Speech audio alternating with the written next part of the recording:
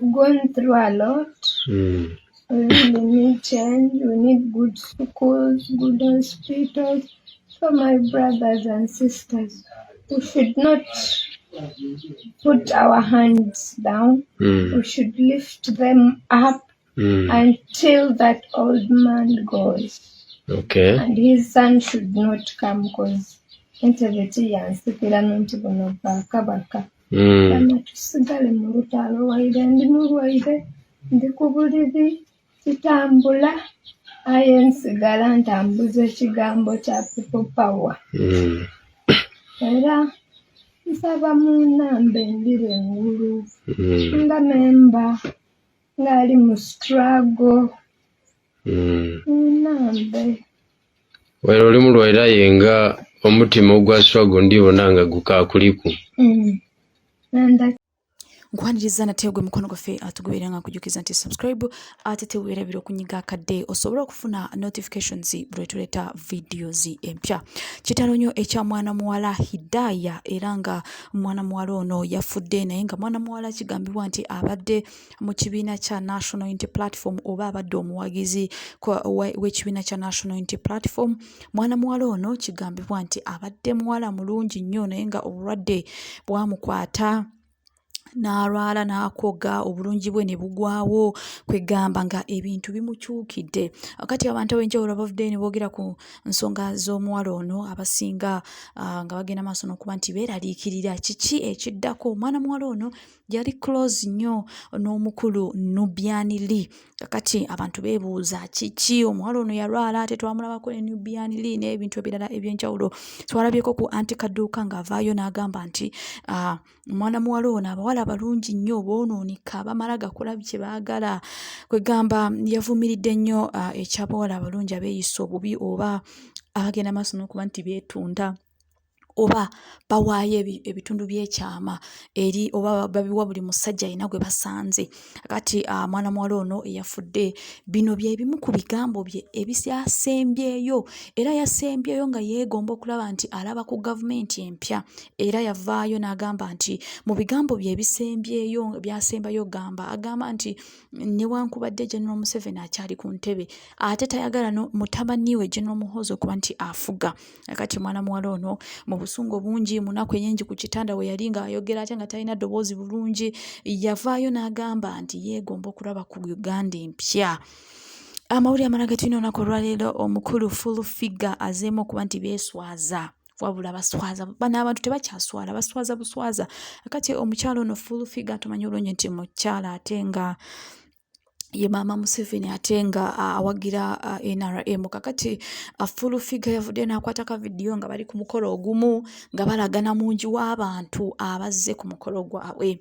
Kakati tujjukira bulungi nti abantu abasinga ebitambula ku social media bagamba nti omukulu Kyagulanyi Ssentamu kigambibwa nti abantu bayina yabasomba okuva e Kampala n'abatwala eyo Mbalala, Kaseese ne mu bitundu ebirala eby'enjawulo. Kyokka ate kyewuunyisa nti abantu beere Mbalala bantu bangi, abantu b'e Kaseese bantu bangi, nga ne bw'oba osomba weetaaganga baasi 5 kuba nti oba baasi 10 okusomba abantu okubatwala mu bitundu ebyo. Of which ng'abantu abali mu struggle ekyo tekisoboka olw'ensonga nti abo bantu baba bangi ate ssente nnyingi z'oba oteekamu kuba nti osasula abantu okuba nti bayingira baasi. Ye bantu kika ekyabayinza okulinnya baasi nga wano mu Kampala ekibeerawo kuyiriba oba tosobodde kuyiriba tosobola kubaawo. Kakati fullfigure avuddeyo n'alaga ka video nga bali ku mukolo ogumu naye nga abantu tebaliwo abantu tebalabika osobola n'obba balaba abaddewo. Kakati fullfigure yeswaziza nga yeeyeka. Mawulire amalala ge tulina olunaku olwaleero omukulu Bebecool avuddeyo n'ayogera ku nsonga ez'omukulu Robert Kyagulanyi Ssentamu era n'agamba nti abakulu abo boolaba mu nkukutu basisinkana abakulembeze naye nga ku kamera temubalaba. Era omukulu Bebecool agambye nti Bobiwine ye yasooka okusisinkana Salim Saleh, yasooka okusisinkana Muhoozi yasobola okusinkana Museveni yasobola okusinkana Kayihura kwegamba agambye nti abantu bano beebuzaabuliza mu politics naye nga bamanyi nti mu nkukutte eyo bakimanyi nti basisinkana bakulu bano.